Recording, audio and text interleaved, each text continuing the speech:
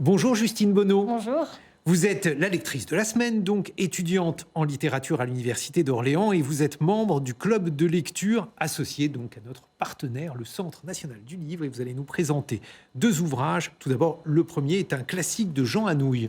Tout à fait. Antigone, la pièce qui réécrit un passage de la mythologie initialement écrit par Sophocle et qui, cette fois-ci, métaphorise dans toute l'œuvre la Seconde Guerre mondiale, avec donc Antigone, sœur de deux frères qui vont vouloir s'affronter pour conquérir le trône de la cité. Et le frère perdant sera... il y aura un combat à mort et le frère perdant sera condamné à voir sa dépouille laissée aux intempéries et aux vautours devant la cité. Et donc, Antigone va vouloir absolument contrer cela et offrir à son frère une dernière sépulture et combattre tout le reste de sa famille qui est totalement contre cette idée. Et donc, on voit une jeune fille totalement résistante. Une jeune fille qui essaye de résister contre la loi qu'elle estime être une loi injuste. Oui, tout à fait. Et en particulier, se battre contre les amendements de son oncle Créon qui voilà, Qui représente en quelque sorte... le tyran de cette histoire. Et oui, on voit ici C'est en fait un livre qui porte sur une loi qui est perçue comme étant une loi injuste. Et donc Oui. Antigone défend une loi qui est une loi au-dessus de la loi des hommes. Elle se bat pour ce qu'elle pense être juste. Et donc la grande question de cette histoire, c'est vaut-il mieux continuer de se battre à tout prix jusqu'à peut-être avoir un destin tragique, mais se battre à tout prix pour ce qu'on croit être juste, ou bien se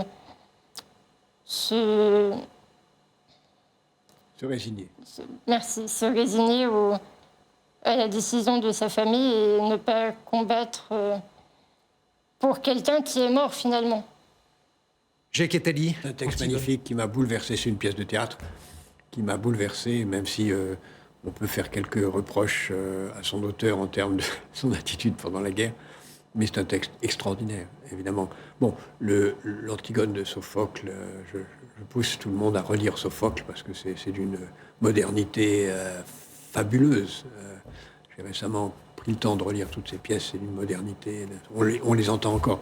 Mais l'Antigone de Jean Anouilh, comme d'autres pièces de Jean Anouilh, je vous invite à lire, si vous n'avez pas lu, Le Voyageur sans bagages, Colombe, et bien d'autres de ces pièces qui sont des chefs-d'œuvre, quoi qu'on pense de l'auteur. Et alors, votre deuxième choix, Justine Bonneau, alors là, moi, je ne connais pas du tout, Le goût du bonheur de Gabrielle-Marie Laberge. Oui, alors Le goût du bonheur, c'est une trilogie. Et donc le tome 1 s'appelle Gabrielle.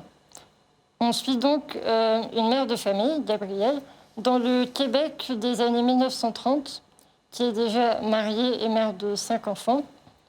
Et elle est heureuse en ménage, ce qui semble un peu perturber la société de l'époque. Parce qu'avec son mari, ils ont une façon assez moderne et libertaire d'élever leurs enfants. Assez, libertaire, il n'y a pas de martinet ou de choses comme ça. Et on voit toute une évolution de la famille, puisque le roman se déroule sur plusieurs années, une bonne décennie. Donc on voit les enfants grandir, en particulier l'aînée, Adélaïde. Et au fur et à mesure que le temps passe, on voit cette famille très heureuse au début du roman, très épanouie, qui va finalement voir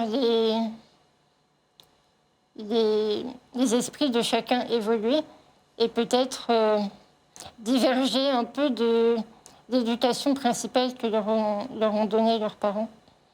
Donc voilà, c'est une très belle histoire, vraiment. Le goût du bonheur de Gabrielle-Marie Laberge. Merci beaucoup, Justine Bonneau, pour ces propositions littéraires. Merci beaucoup, Jacques Attali, de nous avoir rendu visite. Le livre de raison, c'est un très beau roman où il est question de la France, du monde, mais aussi et surtout du destin des hommes. Et de la transmission. Voilà. C'est un livre sur la transmission. C'est chez Fayard. À très bientôt sur Public Sénat.